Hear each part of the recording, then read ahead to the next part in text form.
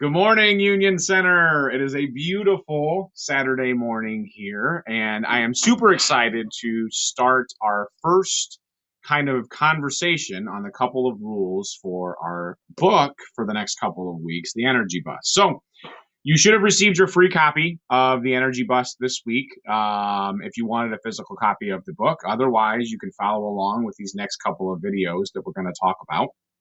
Um, and we're going to jump right into it. I really encourage everybody to kind of follow along. It's a super easy read. It's only about 150 pages altogether. And the reason why I chose this book is it's really helped me kind of focus my energy and focused my emotions. And we'll get into a little bit of the reasons why and the 10 different rules for your energy bus and how they can motivate you every single day. So, we're going to start off by talking a little bit about our main character and our main character, George. So, George is someone that is having a lot of difficulties in life. He's having some marriage issues at home. He's having some difficulty with his kids. He's got a couple of kids and they're younger and they want to spend all their time with him. And he's having some difficulties at work too. He's having a lot of difficulties with managing and balancing all of those three things. And George is noticing that he is becoming more and more negative. His wife has said something to him. His kids have gotten upset and cried. His boss has mentioned something to him about how his energy and his performance aren't as good. And all that has done has really, really just made him more negative. That's all it has done, is it's made him more negative. And he's gotten into this rut of perpetuating this negative lifestyle that he has. So one morning, George wakes up and the kids are, hounding him about breakfast and wanting to go outside and play with dad. And his wife's mentioning something to him. He's frustrated. He's like, I'm just going to go to work. I got to go to work. So he goes outside to his car and his car won't start. So he goes to his wife and says, "Wife, I need to be able to use your car." She said, "I can't do it. I got to take the kids. I got to go do this." She's like, "You're going to have to find something else." So he has to take public transportation, which means he has to get on the bus. He has to get on a public transportation bus. Now, we're going to jump over to page 6 and 7 for those of you who are following along in the book. The first couple pages are that introduction of what we just said. But when he hops on this bus, he meets this wonderful bus driver named Joy. Of course, she's named Joy. And she starts sparking up or trying to spark up a relationship, a conversation with George. Now, George is very hesitant to do so. He doesn't want to talk to anybody. He's upset. He had a rough morning. Now he's worried about his car, all this kind of stuff. And we get a little insight into Joy on page 6. About halfway on page 6, she says, "You could feel it immediately, lifeless. There's no kick in his step, like a light had been turned off inside." And she's talking about these people that are a little bit lower there on page 6. Too many people are overstressed, overtired, and overworked. Sounds kind of familiar right about now, right? So Joy starts talking to George about this, and George opens up a little bit. My wife's been getting on me about these different things. My kids, they're always wanting to spend time with me, and I don't have time to spend with them. And then I feel bad that I don't spend time with my kids. And then work is stressing me out. My boss has put me in charge of this big new project that's due in a couple of weeks, and I haven't even started it. And the people that are on my team are starting to realize that I don't know what I'm doing, or realize that I'm falling behind in my responsibilities. He opens up to Joy and he talks to her about these things. And she looks at George and she says, "George," and this is on page 7, "you can choose to ignore it, or you can ask what the reason is and try to learn from it." So all these negative things that are going on in George's life, and all he's doing is perpetuating more negativity. This isn't going right. This isn't going right. My personal life's not working. My finances are terrible. Work, my boss is saying if I don't get this right, he's going to fire me. All those different kinds of things are building up, and it's too much for George at that moment. And the car thing was the car not starting was the last straw. So George didn't think much of it. He gets off the bus, he goes into work, and George thinks a little bit about what Joy has to say. And initially, he didn't respond very well to it. He goes to the auto mechanic to check on his car that night, and the auto mechanic says, "You want the good news or the bad news?" And George doesn't say anything.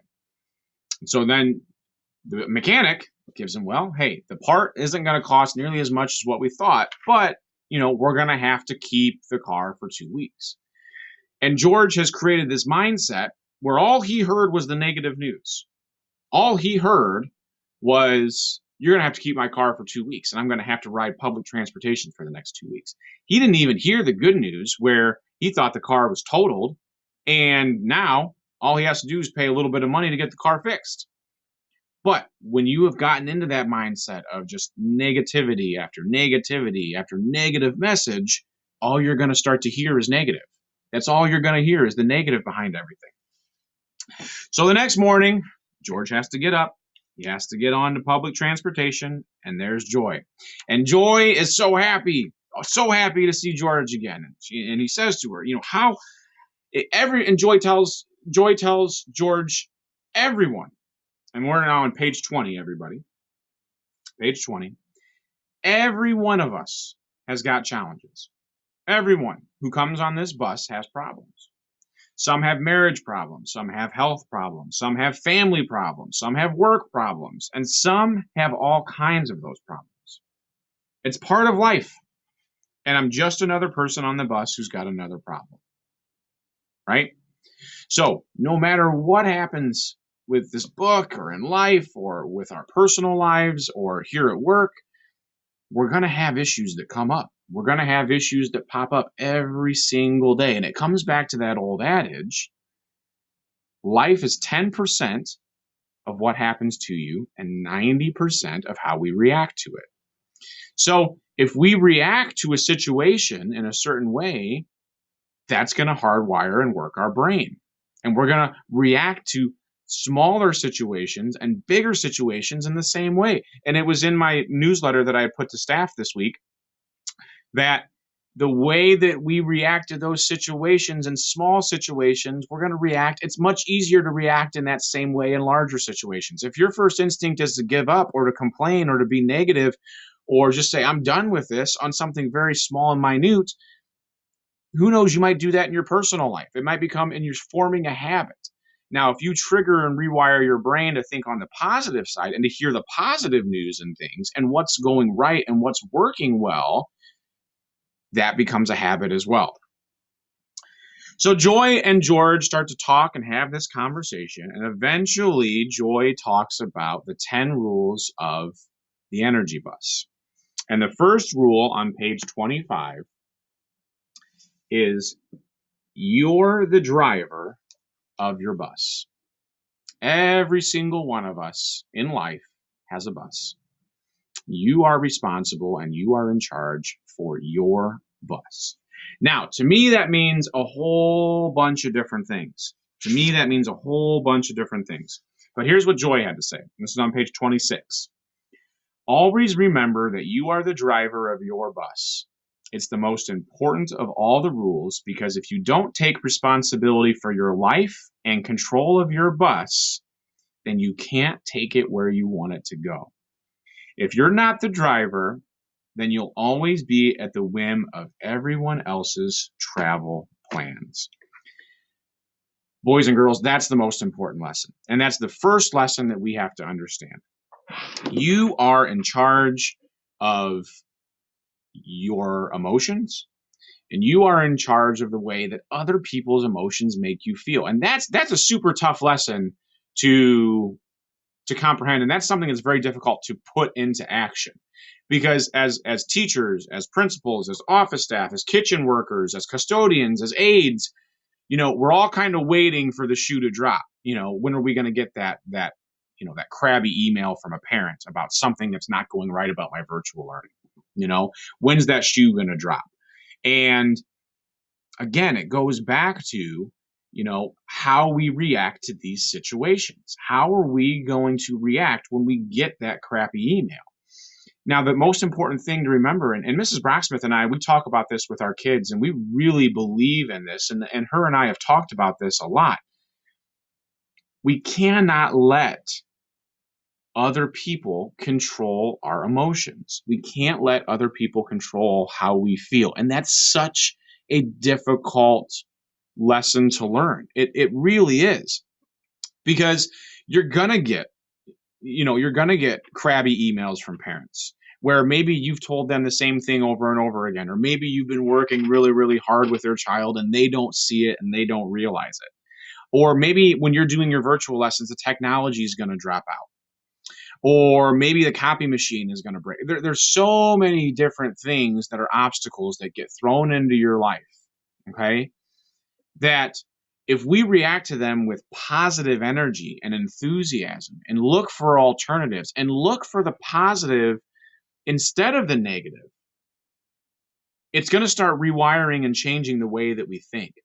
And I'm telling you, I read this book a couple of weeks ago, and it really took me some time to refocus and hardwire my brain to think this way. It really did. Joy goes on to talk a little bit more about it on page 28. No one can choose your attitude but you. No one else can choose your energy. The energy that we bring to this building, to our classrooms, with our kids in the hallways, that feeds off of all the other staff and all the other kids in here. And if we bring a positive energy, even when things aren't going well and not the way that we want them to be, that's going to spread throughout this whole building. It really is. And we have to be aware that we are in charge of our bus. You are in charge of the way that you feel. You're in charge of where your bus goes. And you're in charge of how you react to the outside obstacles attacking your bus. That's the most important lesson. So for this first lesson, I know we're getting at 12 minutes here, so I'm going to cut this one off. I don't want it to be too long. You control your energy bus. And if you bring positive energy every single day, that's going to change the way your brain works. It's going to change the way people perceive you around you. It's going to change in your classroom. It's going to change the way that we are all here in this building. And I'm telling you, it does take time. It takes time. It's difficult when we receive those phone calls or receive those emails to change and look at the positive of it.